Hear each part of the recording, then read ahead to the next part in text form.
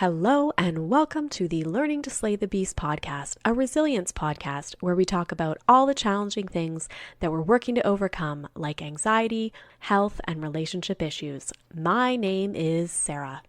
Hello and welcome to the Learning to Slay the Beast podcast. My name is Sarah and I'm happy to connect with you this week. This week, I am speaking with Justin Glaser, who is a best-selling author of the book Sweat, Uncovering Your Body's Hidden Superpower. It is a super timely time to talk about sweat because in Ontario, Canada, we're experiencing spring and heading into summer. A lot of North America is going to be heading into the heat this summer. So let's find out what the benefits are of sweat. He is going to chat with us about how important sweat is to our health, our vitality, and disease prevention. And we're going to learn about detoxification and the best ways to harness the power of sweat in our daily routine. So join me for this episode with Justin Glaser. So welcome, Justin, to the podcast. I'm happy to connect with you today. Thank you. Why don't we start with you providing a little bit about your background and how you got interested in writing about the topic of sweat? Yeah, so in my early 20s, I'm 28 years old right now. I essentially had a bit of a health crisis where I just experienced a lot of negative symptoms that were really impacting my quality of life. So I was in college. I started to notice just more fatigued, depressive symptoms, brain fog, anxiety, negative thoughts.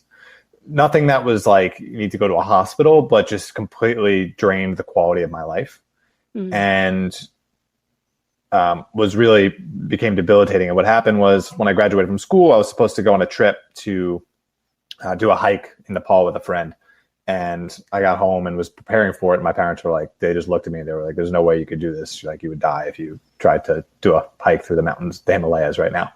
And so realizing that, or when that happened, it kind of just set a fire in me to just solve this, because I realized that if I don't figure out what's causing this and get to the root of this, it's just really going to ruin my quality of life and have a big impact on my experiences. So I just became obsessed, went to a bunch of different Western doctors, Eastern doctors, got blood tests, genetics, trying to get to the root cause of what was causing this for me.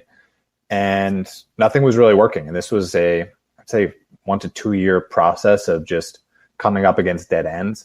And it's not something you're going to get a lot of sort of support from the people around you, because it's not like you have a clear like issue. Like you're still able to go to work, you're still able to function, but just internally your sense of like experience is like a 2 or 3 out of 10. And so one day my friend suggested I try sauna. And so I did. I went in for 30 minutes. And when I got out, I took a shower, not expecting anything. And it gave me more relief and made me feel like my old self more than anything else did. And I had no idea why. And that lasted for a little bit, but it wasn't like a cure. But I just decided to make that a regular part of my routine, while continuing to go down other rabbit holes to figure out what could help my health. And it just gradually took me from feeling terrible to good to feeling like a kid again. And during that process of healing through that, I learned the science and understanding of what was causing it. So what was cool is it wasn't a placebo effect. It wasn't like I went in expecting it to do something for me. I got to learn afterwards, after the fact, why it was helping so much. And, that process involved talking to a lot of experts in the sauna space, reading tons of books, talking to toxin experts, which I'll relate to in a bit. And ultimately healed through that process and became healthier than I've ever been. And, realized that most people don't have access to this information. It hadn't been condensed into a book, and I felt like it deserved to be shared. So this year I decided to write the book and put that information together for people. So hopefully they can have similar outcomes that I did, whether their back is against the wall like me, or they're just looking to level up their health from wherever they're at. That's super interesting. And, it's making me think a little bit like there are different things that I've come across, kind of like saunas, or we actually have a salt room here where you can like be exposed to salt, and people have said that that makes a big difference. So can you tell us a little bit more about why, like what you found in your research in terms of sweat and why it's so essential? Yeah. So essentially, it first is looking at like what's the root cause of these issues, right? And so that's what I was trying to figure out as I went through that like 2-year process. And the more I dug into the research, the more I started coming across the term toxins, which I immediately rebuffed as ridiculous. And this something like really fringy people might consider to be an issue. But after consulting with a lot of people and talking about it, like it became clear that this was actually possibly like the primary issue causing the modern epidemic in health issues. Essentially, the last 60 years introducing chemicals, thousands of chemicals into the environment that we're exposed to on a daily basis, unlike any other time in history, and our body hasn't evolved to detoxify. First, it was identifying that as perhaps a primary cause of this issue, just a buildup of a toxic load draining my energy levels and messing with my health and mental health. So first figuring out that was a piece of this, right? So toxicity, which we're all exposed to, and then learning that sweat has been proven to detoxify unlike anything else, and the skin's largest detox organ. So it's been one of the main things I've had people ask me about is, well, that's not true. Sweat doesn't detoxify, and then showing the studies that prove it does, as well as the overwhelming case studies of extreme toxicity and how sweat actually detoxifies for people. So essentially, toxins is the issue, sweat is the solution, and then the ways to sweat and how to actually implement that in your life. And so that applies to not only, extreme cases where maybe you're chronically fatigued and can't get out of bed and you're trying to recover from that, to you have mild anxiety throughout the day and you don't know why. The argument is essentially a lot of this can be traced back to toxins, which I think the word is kind of not the best term. I think if you just think of it as really just like poisons, things that reliably and predictably cause problems in the body, I think that's probably a more sane way to describe it. And is there any link that you found in terms of age? I mean, if you think about like toxic load, it would seem that as you get older, it would be more prominent. Like, have you seen anything about that? And then how much sweat do we need? Like, how much of this? Yeah, the common kind of buzz sentence that you'll hear when talking to like toxin experts is the greatest sign of your toxic load is age. Obviously, we all have different exposures. Perhaps you are, in an area, you grew up in houses with lead infused paint, or like your couches are made with flame retardants, like, and you just happen to have more exposure than other people. And then I talk about that you're getting it from your parents. So they showed newborn blood of newborns tested for chemicals and showed 200 plus in an EWG study. So it's really an unavoidable issue. There's really two solutions. One is minimize your exposure through protocols and practices, and then also create routines for continuously getting it out of your body, which is through sweat. In terms of, I think your question was around how much to sweat or how to implement it.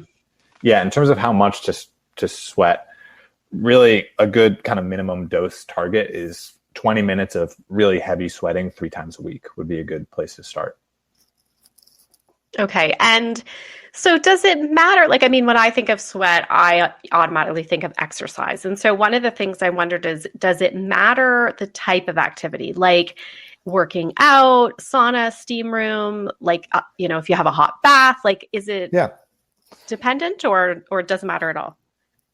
The reason saunas are so good is because you're going to get that really profuse sweat. I mean, like, you're sweating, you take a towel, you wipe it, and new sweat appears. That's really what you're going for, that level of just profusely sweating. That's going to be difficult, but not impossible to get in other ways. But certainly if you can create a routine where you're getting that, say playing 3 days a week of an hour of tennis in the hot sun in your area with your shirt off, if you're a guy, and, as minimal clothing as you can, that's great. It's just sauna happens to be like the easiest, most reliable way of doing it. A hot bath is an option. Hot yoga is great. It just turns out sauna is kind of the low hanging fruit for this. Okay. Yeah, that makes a lot of sense. Like just in terms of getting that duration and intensity. Yeah.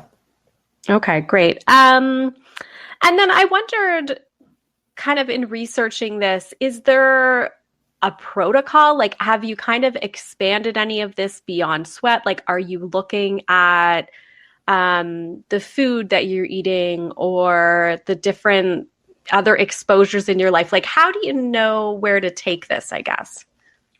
Yeah. So I lay out kind of like that equation of essentially like to maximize your through the lens of like toxins, right? So the way to maximize your vitality would be minimize your exposure. So figure out ways to limit your exposure to these substances, which is difficult, but there's low hanging fruit for that, like getting a shower filter, because the tap, you can look up what's in your tap water with the EWG with your zip code if you want.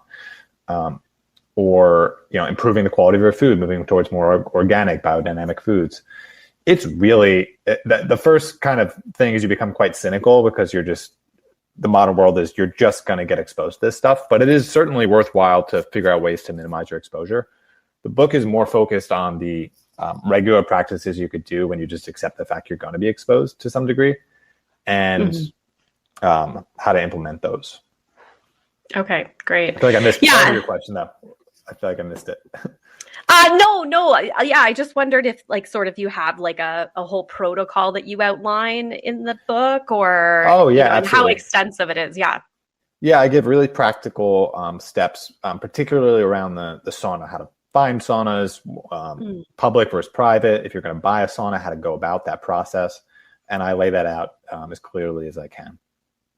Yeah. And so maybe you could share some of that with us? Like I honestly was getting excited to chat with you and I thought, oh, maybe I should get a sauna. Like this sounds really, really neat. And so, but yeah, where do we start? I mean, there's different types. Is it better to have a home one? I mean, I've even seen online where you can get these like sauna bags where people basically are like, you zip it up to your neck. Amazon sells those. So yeah, kind of wondering what you found there in terms of the way to go. So I'll start by saying avoid steam rooms. So there's really three types of saunas: steam rooms, dry saunas, infrared as like major kind of groupings. The steam room is, if you think about mold thrives in moist, dark places. So steam rooms are going to be a breeding ground for mold. Plus you're going to be breathing in the tap water vapors, which isn't great. It's just not ideal. So I'd focus on dry saunas, which is more like a traditional sauna, and then infrared saunas, which are using infrared light to heat you up, raise your core body temperature. Those two are fantastic. Like either of those are great. In terms of, let's say you want to buy your own sauna, the industry is unregulated. So there's no real oversight about claims of kind of the two most important things when you're looking for a sauna. One of those is that it's toxin free. So it isn't made with chemical, there aren't toxic materials in the builds. And when you think of, say, like you have a plastic water bottle in a hot car and you leave and you come back and you try and drink it, it tastes like plastic, right? That's because toxins migrate with heat. And so when you have a sauna that's built with toxic materials, those will leach into the air from the heat, and then you're breathing that in, which is the exact opposite of what you're in a sauna for. So essentially, like you're hotboxing yourself with chemicals, which is the opposite of what you want. So that's less of an issue with public saunas because they're off-gassing like 12 hours a day. But when you're buying your own sauna, this becomes a surprisingly annoying consequence of going through the process of buying one. So really, there's only a handful of companies that are kind of above board with this. And it's just important to know which ones those are and get those, because unfortunately, there's a lot of claims. And I'm in a Facebook group with 50,000 members for a sauna group. And a company will tell them, hey, we're low in EMFs, which is the other big issue. And then they'll get the sauna, they'll walk in with their EMF meter, and it'll be like through the roof. And EMF is electromagnetic frequencies, and there's arguments that it's terrible for your health. So maybe we can link to that group for people in the show notes as a resource for sorting through kind of the mess of the sauna industry and finding the right brands. Yeah, wow. I hadn't even thought of all of that. And that's a really good point about the fact that you could be getting something that you think is going to help, and then it turns out it's actually, exposing you to something else. So that's a really, really good point. And I'm sure many others haven't thought about it as well. Absolutely. Yeah. And it's unfortunate. So it's this kind of important question with health practices is what unintended consequences might this have, even though my intention is good. So, with saunas, it's really that if you're going to buy a sauna, make sure you're getting a proper brand because you don't want one high in EMFs or using toxic materials. The portable sauna space is there's in that group, there's not a single one that kind of passes the test that I'd feel comfortable recommending. Okay. Or the people in that group, which is really unfortunate. So I was actually almost considering starting a portable sauna company to solve that because all of those ones where your head's sticking out, they're all using toxic materials. Not a single one. The guy who runs that group is perhaps like the foremost sauna expert I've ever spoken to. He spends thousands of hours researching this stuff and really geeking out on it more than me. And he'd love to recommend them to group members, but just no one's stepping up and actually doing it above board, which is unfortunate. Yeah. And I mean, I think cost is a big issue for people, right? And so that was the thing with the portable ones, they're definitely cheaper. And I'm sure a lot of the ones that are the better quality are more expensive. Am I right? They are, yeah. But there are some brands, you can get a home sauna that's fantastic from a couple of these brands it's not cheap, but it is like a life, perhaps the most important thing you could do for your health, but it's, for $3,000, say, and have that like a lifetime warranty. So it's a cost, but it's also, preventing you down the line from all sorts of health issues that can cost far more than that. Yeah, absolutely. That's true. And I mean, certainly a lot of people, they see different practitioners, take different supplements, things like that, right? There's all a cost in the preventative space for sure. Yeah. And so in terms of your routine, what is your typical routine around working in a sauna? Is it something that you start your day with? Is it something that you do later? How do you sort of fit this in? I've experimented with it. There's no right or wrong. Some people love to do it before bed as a way to like decompress. Some people like to start their day as it gives them kind of a clear head. I tend to do it in the afternoon just because I work remotely from home. And I talk in the book about how I went about finding a sauna and getting one for my home. So I'll usually go in the afternoon actually, but there's not really a right or wrong time. It's really a personal preference. The most important thing is that you're actually doing it and getting that deep sweat. Yeah. Wow. And so you've kind of kept with this routine then for quite a while and you're still seeing all the benefits, or have you had any time where there's been a regression and you're like, oh, maybe I need to change something else? It's certainly not the only piece. I think of it kind of like a building, like creating a building. And this is the toxicity thing is arguably like the foundation. And so taking care of that is the most important thing. And everything else is great. Like diet's great. Supplements can be great. Exercise is great. But without this piece, everything else kind of just doesn't work. Like you're starting with the roof when you should be starting with the foundation. For me, it's when I keep it up, it's all been positive. I used to get sick 6 to 8 times a year. It's not medical advice and just a personal experience, but I've been sick once in like the last 3 years, and that was because I didn't have access to a sauna during that 2-week period. So yeah, it's been all positive. I think the in addition to the type of like the making sure you're using a quality sauna, the other thing to look out for is you are going to be depleting some essential nutrients from your body, or however you want to phrase it. And so making sure you have a like really nutrient dense diet, maybe I like organ meat, like beef liver, because it's just so nutrient dense versus all these kind of individualized supplements. But just making sure you're kind of replenishing properly with electrolytes or things like that is also important, because you are sweating some of the good stuff out as well. Yeah, that's a really good point. And you mentioned travel there, like, or being away. Like, do you use a sauna typically if you go to like a hotel or something, or are you kind of not so sure? Will you check it out? Yeah, absolutely. I think it was 2021. I was living in France for a few months and was traveling around a bit. And so I was in Barcelona and Paris mostly. And in both cities, it was like a weird process of trying to find saunas you can use. But if they're in the hotels, particularly public saunas are not as big of an issue because they're going to be dry saunas versus infrared saunas.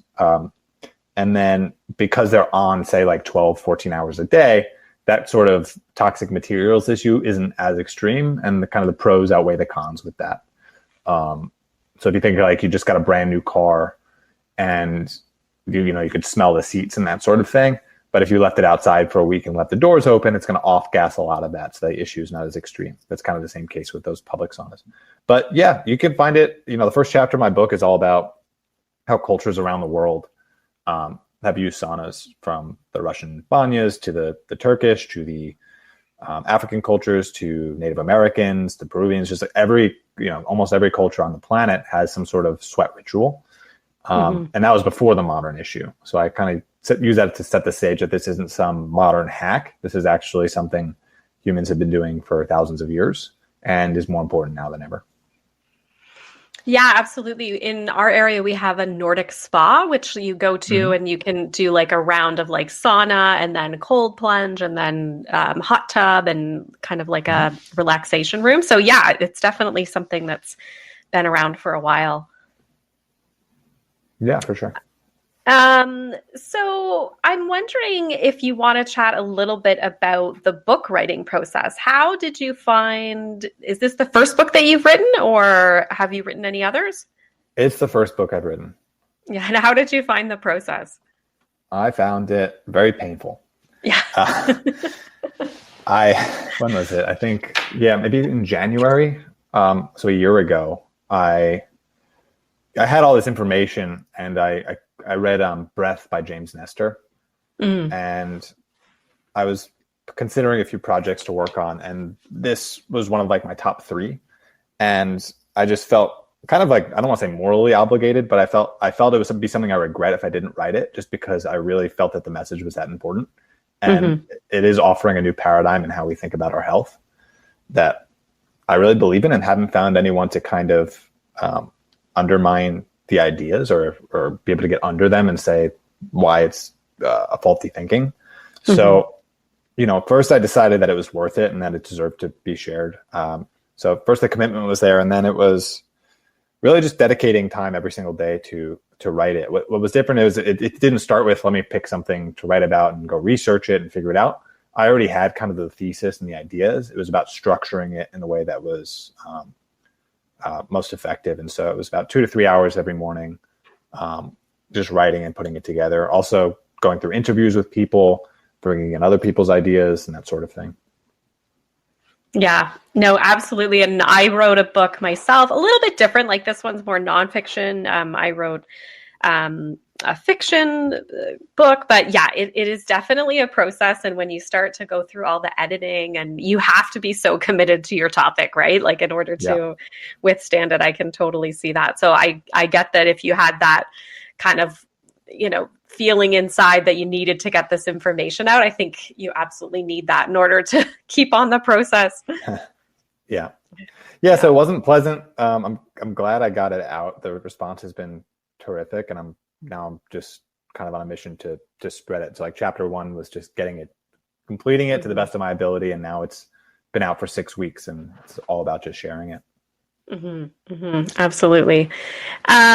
So I'm wondering, are there any other key pieces of advice or tips or tools that you'd want to share? I mean, you mentioned the Facebook group in terms of people looking into saunas. Obviously, your book is, a key tool that people can look at. So it's Sweat, Uncovering Your Body's Hidden Superpower.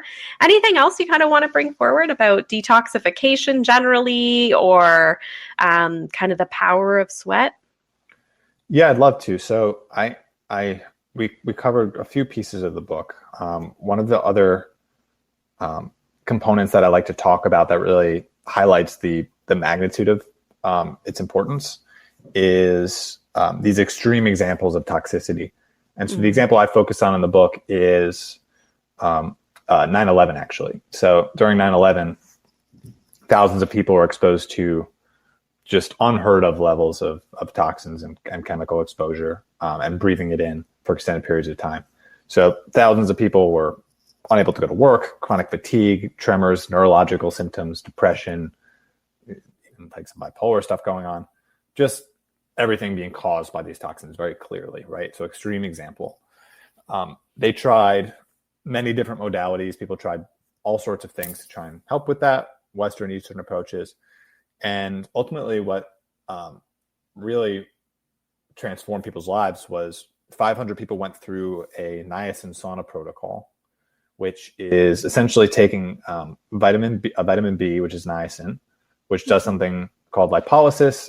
Essentially, a lot of these chemicals will store in the fat cells and stay there even for decades. So that's part of the problem with these substances. They don't leave the body. And so what that does is it opens the fat cells, allows these toxins to release into the bloodstream, and then you time that with the sauna. And so it's like an even more powerful detoxification than just sauna use. And all 500 people who went through it healed. 85% of them got off of their medications. They did before and after IQ tests. There was an improvement in IQ levels, just remarkable changes. And so I interviewed a couple people who went through that program. One of them actually now is trying to advocate in Washington to get that protocol available to veterans and other people who have had toxin exposure. And, I think that extreme case that's been used for drug rehabs, that's been used for Agent Orange exposure. And, it's used in those extreme examples, and it has transformative benefits because it detoxifies at such a deep level. But it's also, I went through the 30-day protocol with the son of the guy who oversaw that protocol in 9/11, because he does detox coaching for it, and I wanted to experience that. And so it's I think that highlights the power of sweat. That's sort of this miraculous healing protocol that I'm also passionate about sharing, because I personally believe everyone on the planet should be going through that throughout their lives because of what we're up against in terms of exposure. I don't recommend doing it on your own. You should have some form of supervision. It is a safe protocol, but you really should know what you're doing, because if you don't, then like anything, it cannot be safe. But I just wanted to highlight that because I think that kind of puts into focus how important this is. Yeah. Okay. No, that's really interesting and such a powerful example for sure. You mentioned kind of getting that coaching part of it to go along with it. Like, what would that entail? Like, is that looking at sort of the food or like the supplement type thing that you mentioned, or is it just to monitor, how much you're doing per day? Yeah, so everyone's in a different spot, right? So I interviewed a few people who've gone through that as well. One person had gadolinium poisoning from MRI contrast. So gadolinium is a very toxic heavy metal, and just completely debilitated her. It was terrible. And she went through the protocol, and it's helped more than anything else. And so, you can have extreme issues like that where you really should be working with someone who can monitor it. You're going to experience symptoms throughout it, and you really want to be working with someone who can explain it. You're also timing it with binders. So in addition to the sauna, you're taking substances to latch onto the free-flowing toxins that haven't been sweat out and help you pull them out through, urine, etc. So there are just kind of there's timing it. There's using the right saunas. There's knowing how to properly supplement, because you're going to be on tons of different replenishment supplements like vitamins and things like that to replenish. And you're also going to be taking binders and things like that. So it's not rocket science, but you're also going to be, part of that is also going to be based on your weight and things like that. So not rocket science, but you just want oversight during that process. It's a 30-day protocol. There are quite a few moving parts. Okay. Yeah, that makes a lot of sense. And did you find a positive change in yourself even from doing that protocol compared to just the regular sauna? I did. For me, I'd been saunaing pretty regularly for say 18 months. The main benefits I noticed were I used to like wake up and take like 20, 30 minutes for my sort of brain to feel like it was coming out of sleep. And after that protocol, it was like I open my eyes, I'm awake. So that was the most kind of noticeable difference. I think that there's kind of two categories of improvements, right? There's noticeable things. People will notice their mood increase, their energy levels go up, brain fog lift, colors, their senses becoming more vivid. I definitely noticed that. And there's that side of things, like immediate health, like day-to-day improvements. And then there's the other side, which is prevention. So a lot of these diseases have been linked to these toxins and chemicals. And so it could be preventing cancer 20 years down the line, things like that. That's a research study I would love to see, is taking, say, 1,000 people through the niacin sauna protocol and comparing that to a control group and seeing over a time period disease rates and things like that. Because the thesis is that you would see markedly decreased because so many of these things are linked to these substances that you're able to get out of the body. Yeah, that makes sense. And I mean, yeah, that's true. If you're doing something preventative, it's hard to really fully know sometimes how many things you're impacting. That may have been, right? So yeah, that's amazing. Okay, no, that's a great example. And I think people will be really interested to read more about that. Anything else that you want to mention before we wrap up? I think we covered a lot. I think that was great. Perfect. So how can listeners find out more about you and your book? What are the best ways? Yeah, I think hopefully in the show notes we have a link to the book on Amazon. Please give it a read and a review if you like it. You can email me directly at justin@sweatthebook.com. I love hearing from people. My Twitter is Hey Justin Glaser is my handle, and my Instagram is Justin Glaser 7. Those are the best ways. So hope everyone enjoys. Okay, that sounds great. Thank you so much for joining me today. I think this is, like I said, something I'm super interested in and learning more about. So it was great to get to talk to you today and find out everything that you know. Cool. I had a great time. Thank you for having me. Thank you so much to Justin Glaser for joining me today and talking all about sweat. I certainly learned a lot more about saunas and the benefits of those, as well as really why it is important and so important for our body to sweat. Definitely something that really does feel good I find when I'm out, like either working out outside or doing work in the garden, something like that, you really do start to feel the benefits of sweat. And now I understand a little bit more why it's so important. So if you'd like to learn even more, Justin's book is available. It is called Sweat: Uncovering Your Body's Hidden Superpower. And so feel free to pick that up. Thank you so much for joining me this week for the podcast. If you have ideas for future podcast episodes, please feel free to reach out to me at Sarah Lady Gluten on Instagram or at reallifeprojectco@gmail.com. Thanks again for listening this week and have a wonderful week. Thank you for listening to the Learning to Slay the Beast podcast. Please keep in mind, this podcast is not intended to be medical or professional advice. If you'd like to hear more from me, you can follow me on social media, Instagram and TikTok at Sarah Lady Gluten, or Facebook, Sarah_gluten-free lady. You can also visit my website, which includes author information, speaking information, and more info on the podcast at www.se-german.com. If you like the podcast, please feel free to review the podcast on your favorite platform and also subscribe, because it means that it will show up for you every week on your favorite podcast platform. Also, we've just started to have the ability to support the podcast. You can find this link in my Instagram bio or visit Ko-fi, ko-fi.com/learning to slay the beasts. Thanks again for listening and have a great week.